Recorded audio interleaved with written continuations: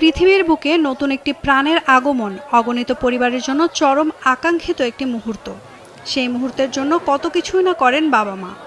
তবে এবার সকল সীমা অতিক্রম করেছে ভারতের ছত্তিশগড় রাজ্যের ধামতারি জেলায়, যেখানে সন্তান লাভের আশায় পুরোহিতকে পিঠে হাঁটিয়েছেন মা। যে যুগে মানুষ মঙ্গল গ্রহে অবতরণের কথা চিন্তা করছে, সে যুগে এসে দেখা গেল ঘোর কুসংস্কারের এ দৃশ্য।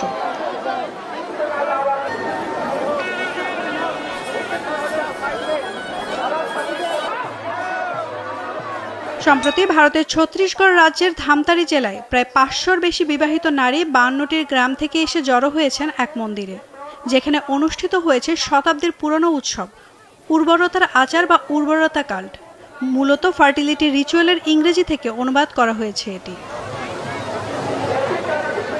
এই অনুষ্ঠানের একটি ভিডিওতে দেখা গেছে নারীরা মাটিতে শুয়ে আছেন এবং পুরোহিত ও হিলার বা নিরাময়কারীরা তাদের পিঠের উপর দিয়ে হাঁটছেন, যা স্থানীয় বিশ্বাস অনুসারে তাদের সন্তান লাভের আশীর্বাদ এনে দেয়। প্রতি বছর দীপাবলির পর প্রথম শুক্রবার ধামতারিতে মাথায় মেলা উৎসব উপলক্ষে এই অনুষ্ঠান আয়োজন করা হয়। মন্দিরে প্রবেশের আগে পুরোহিতদের বড় বড় পতাকা হাতে নারীদের পিঠে হাঁটতে দেখা যায়।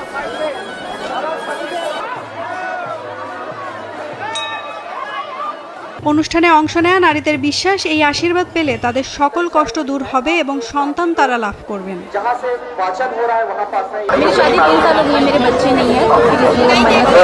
এই উৎসবে অংশগ্রহণকারী এক নারী জানান, আমি 3 বছর ধরে বিবাহিত, কিন্তু এখনো সন্তানের মুখ দেখিনি, তাই আজ এখানে এসেছি এই অনুষ্ঠানে অংশ নিতে। আমার পরিচিত অনেকে বলেছে এখানে এলে সন্তানের অভাব হোক বা সমস্যা, পুরোহিত সব সমস্যার সমাধান করেন। এ বিষয়ে পুরোহিত বলেন, অনেকেই এই অনুষ্ঠানে অংশ নিয়ে উপকৃত হয়েছেন। যখন মাতা আসেন, এই নারীরা শুয়ে পড়েন এবং মাতা তাদের উপর দিয়ে হেঁটে আশীর্বাদ করেন। শুধু সন্তান লাভ নয়, সুস্বাস্থ্য, ধন সম্পদ ও উর্বরতা সবকিছুরই আশীর্বাদ প্রদান করা হয়। 5 শতাব্দী ধরে চলতে থাকা এই অনুষ্ঠানটি একটি ঐতিহ্যের প্রতীক, যা স্থানীয় মানুষের ধর্মীয় বিশ্বাসের সাথে গভীরভাবে জড়িত।